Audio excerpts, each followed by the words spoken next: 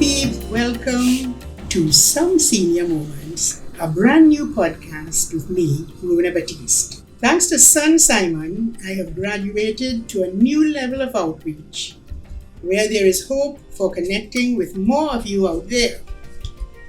Still hoping to change the world? And why not? In the words of our iconic Calaxonian black stallion, we can make it if we try, not so? My messages are always simple, I hope. All in the hope of us understanding each other a little bit better. Today, for example, we have a small group of old-timers, who would prefer to be called the Golden Peeps. Nothing wrong with that. Some would prefer the 55 plus brand as a name for the podcast. My challenge remains, however, as you may know, mine is a reality check which asks some very difficult questions at times. Hence my pick of senior moments or senior moments with Rhona B as a title. What did I just say? I'm having one already. We have a 60th anniversary of our Trinidad and Tobago to celebrate, a sister's birthday also to sing about, and over and above, we have friendships to cherish. Well, we just did that before this podcast, so we are all in a very happy mood. A little bit about me, however, before venturing forth. My Facebook followers would recognize that at heart I am a conservative, born and raised in Roman Catholic tradition, against a culture that is British neo-colonial. So some may call me an Afro-Saxon. It no longer matters. My original roots? Who knows? They come from everywhere. That makes me, like you, a child of the universe. My birth date is 2nd May 1938, which puts me now at 84. That explains a lot, as at that time it took a village, mine being Tunapuna, to raise a child. There will be another time to delve into why I am Trinity born. For me, however, there is no one place elsewhere that I can claim my homeland, nor, for that matter, seek to claim any other as motherland. But now it's time to chat with a couple of peeps who are visiting today to take part in this little celebration of love and friendship and family in this glorious part of the planet called Marabal, in our independent Republic of Trinidad and Tobago. So now it is my pleasure to introduce the guests with me today. I have with me Gary Garcia, who's the baby, so I have named him first because it is his mom, an auntie, who lined with me and others like me at that time, way back in the late 60s. So Gary is here to answer questions from another generation. And then I have with me Kelvin Schoon. He is a soulmate of mine because he, like me, I have absolutely no doubt, could dead for his country. So Kelvin will be speaking in a little bit. It's great to have him here. I have another friend, Richard Tomwin, and he has been always around. In that, for the book launches with Owen and I at Nalis, he was always a keen supporter, and Richard remains, we wouldn't say what age at the moment, but if he's proud and happy about it, he will certainly tell us. And we have the single precious woman, lady from Tunapuna, and from my sister's church group, and she is Luann Francis. So, welcome all of you, and let's begin some questioning. Okay? So, who will go first, Gary? Gary, I wanted to ask of you, who are you? How would you describe yourself as the generation that we produced? I was born in 1954 in Tunapuna, and Tunapuna was a community on Ozonville Road, and you were one of the ladies who nurtured me as an infant, along with my aunts, and then my mother and you and my aunts. You all became young adults together, learning the responsibilities of life in the world. And some of those values were imparted onto me. And I always tried to do my best because of the examples around me, having been brought up with two grandmothers who both died in their 90s. As a result, I have always tended to gravitate towards older people than I. So when I was between 12 and 15, my best friends were young working men between 21 and 24. So I was always an upstart. Nevertheless, having associated or having been afforded the opportunity to interact with all my mother's friends, who, in the absence of educational opportunities available beyond secondary school, they were all very scholastic and academic, but without opportunity. Hence the reason why I admire your generation, because your generation actually went to school after you all produced your young children.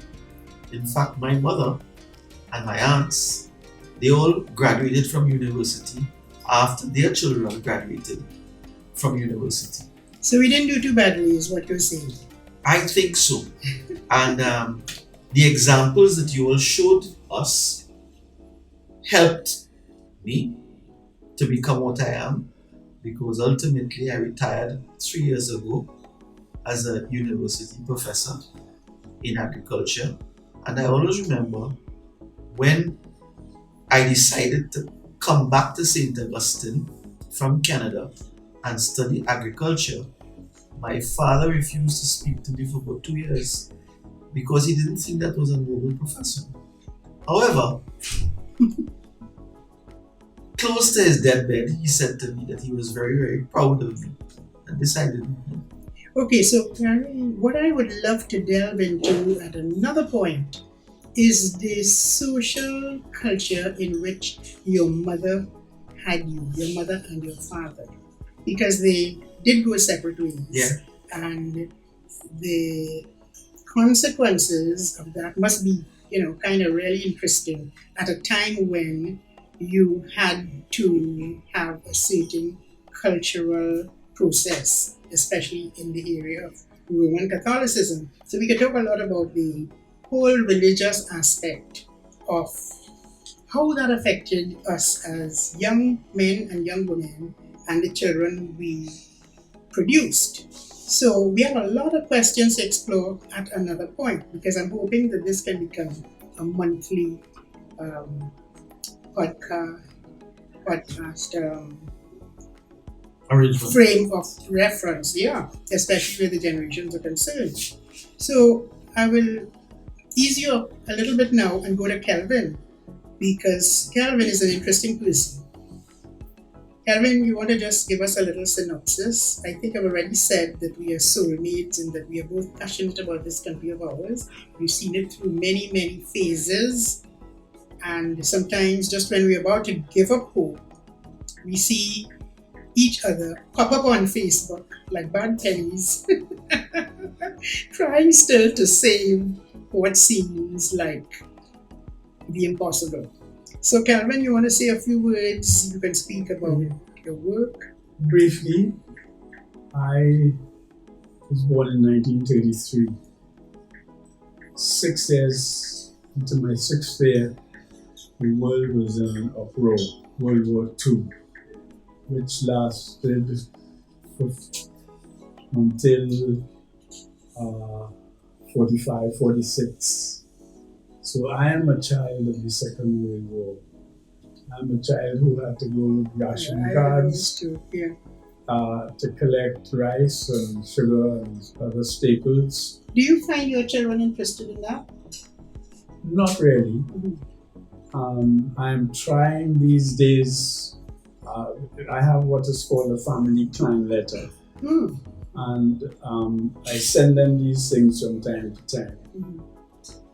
Occasionally one would talk about it. But what is nice about your arrangement, your relationship with your family anyway, is that I've seen you beat your head against the wall when it comes to trying to impart value to the quality of our lives.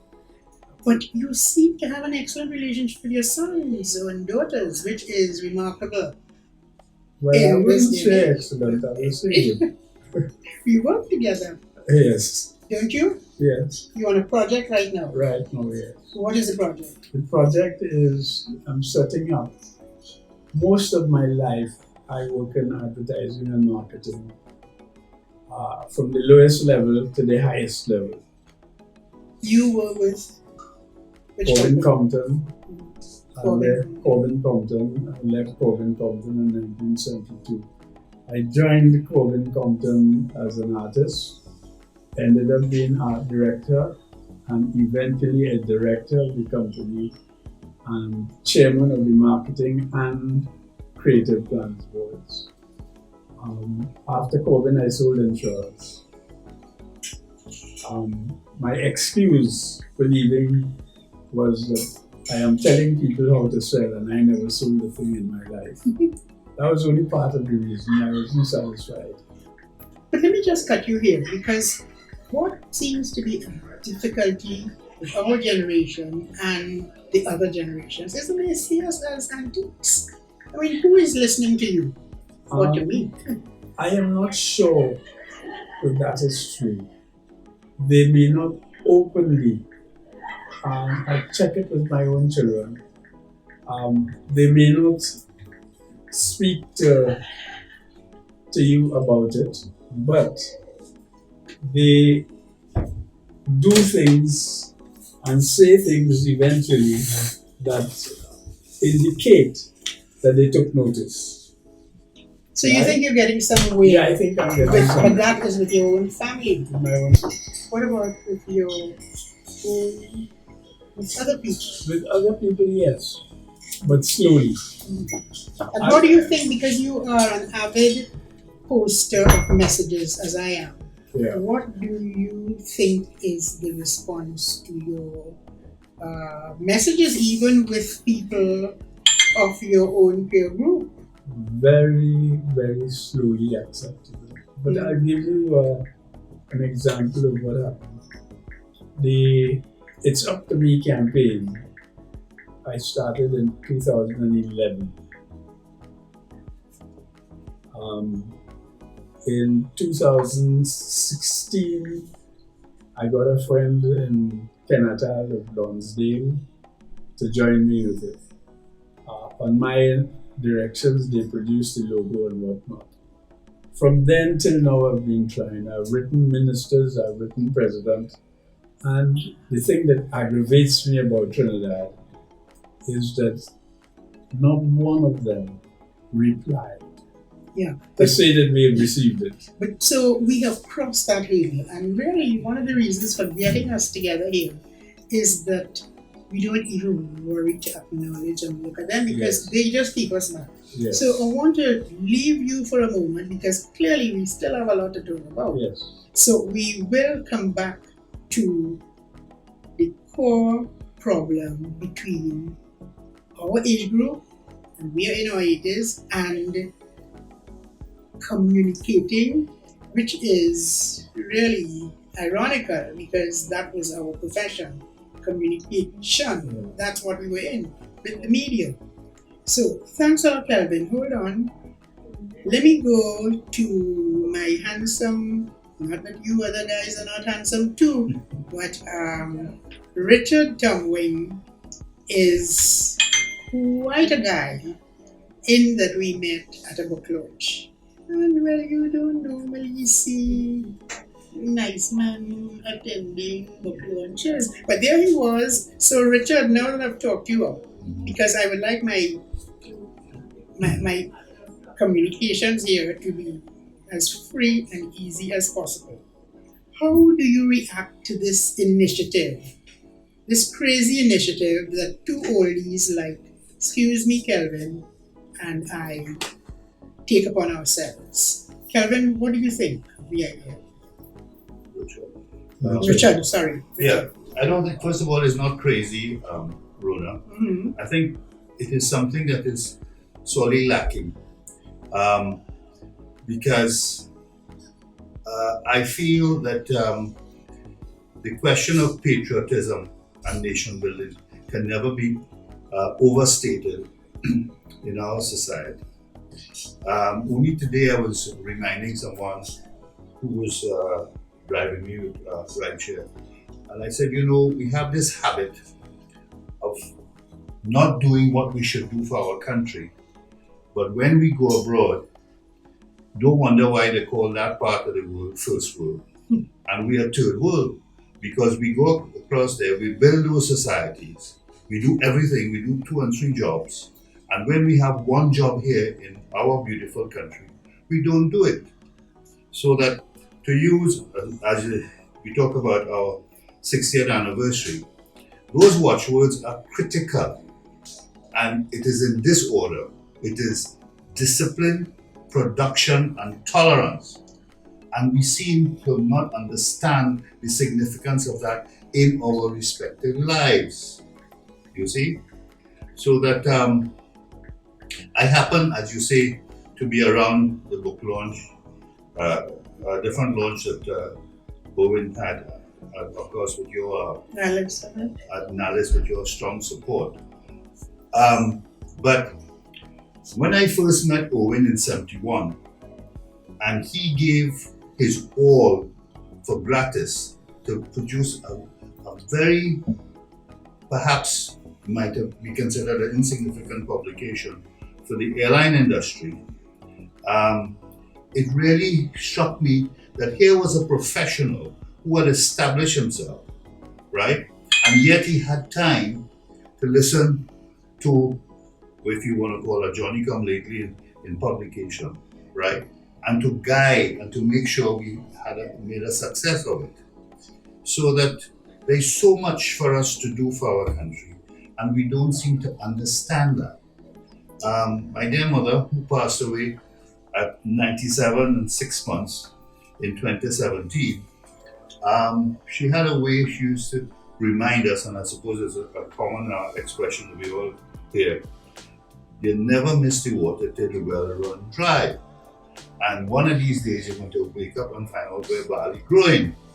Now, what that really means is that the things that are so perhaps annoying or disappointing or even sometimes threatening in our society, we are the ones to correct it, right? Absolutely. I mean, this is what this is all about. I mean, we are the ones to correct it.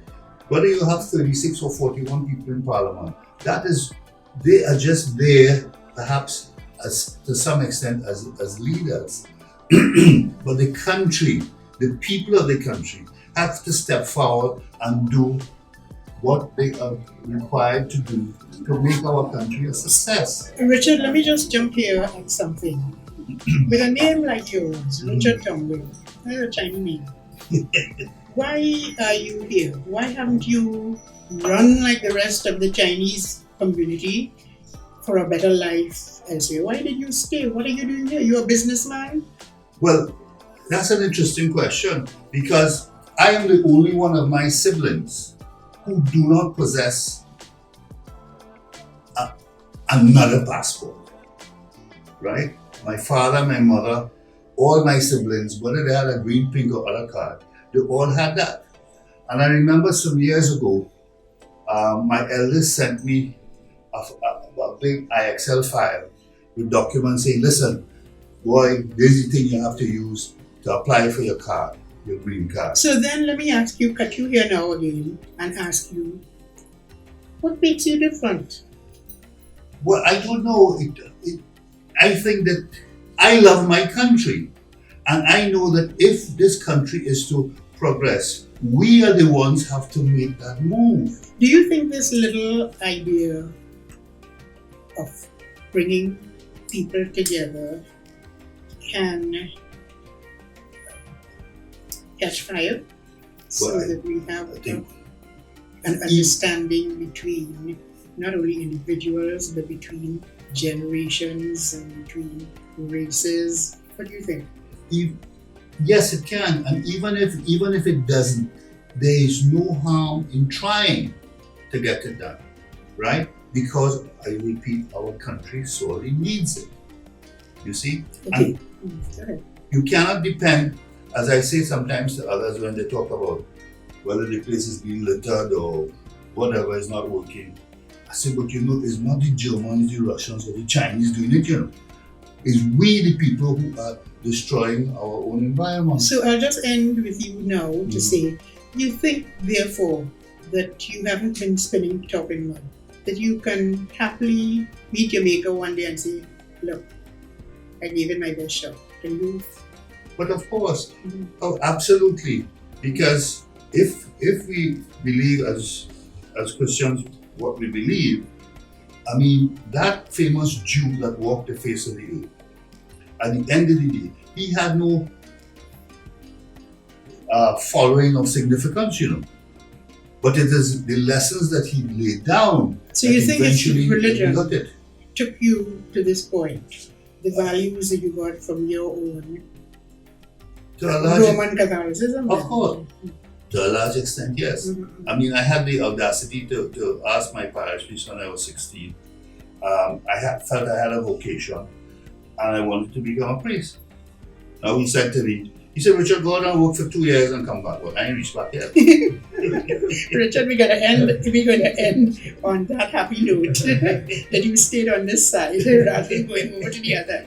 Now the final and best I've saved for last, because we have Luan Francis, who is an ardent and passionate religious person who works with my sister in the Tenapuna parish. And I've got to do something about bringing all you Roman Catholics together. Gary, are you Roman Catholic? Kelvin, are you? Oh, Kelvin is not. What are you? Oh, he's I'm Novarian. A Christian. You just said, yeah. So clearly, this podcast, the next rounds, will have to seek to make sure this is corrected. So let's go back to Luan and wrap up with you, okay? Luan,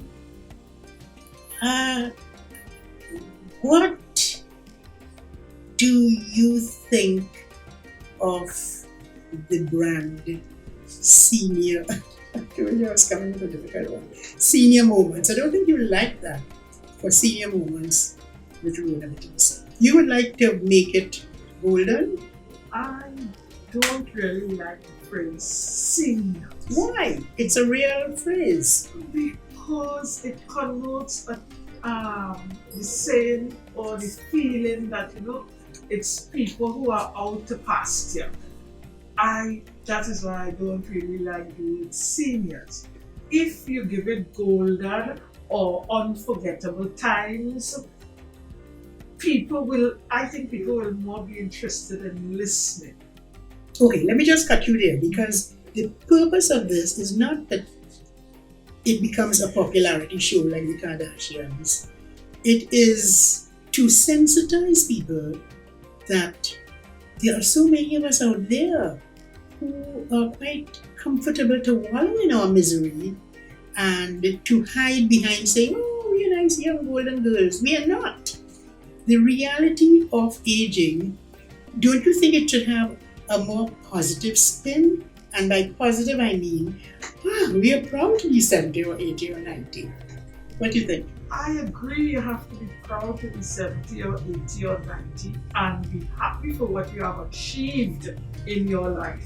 But because of the connotation in the society with that word called senior, you want others to listen to you, and that word will not make people listen. So you feel that people would quicker listen to the old accustomed idea of the golden girls of the cinema being young even though they were old. Do you think that would have an appeal for more people of our age, and I'm thinking the older ages, to listen to what we are saying today? I believe so. That something about that word people do not like. What, senior? Senior. So you don't see it as a challenge to move from the usual same old, unchangeable, happy-go-lucky space to something new and brave and adventurous and risky and challenging? If you want to give a message, Um, you should not begin with a word that will connote a negative thought. So you The really message feel wouldn't be brought that up. senior would turn off people. Definitely. Definitely. Okay, so I, as they commonly say now, I hear you. I'll just run that same thought past the men participants. All right, Gary, what do you have to say to that? What do you feel about the title? Well, I know words are important, and therefore it will be useful to probably adjust the adjective even with a hyphen. It is not that I'm against the use of the word senior, but as the young lady said, it creates a negative impression in people's minds.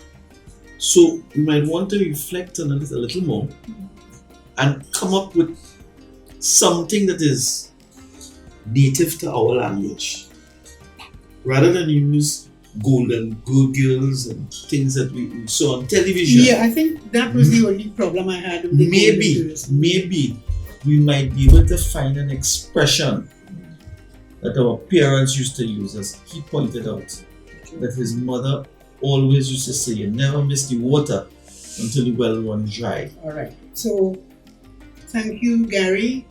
Kelvin, do you have anything to... Test.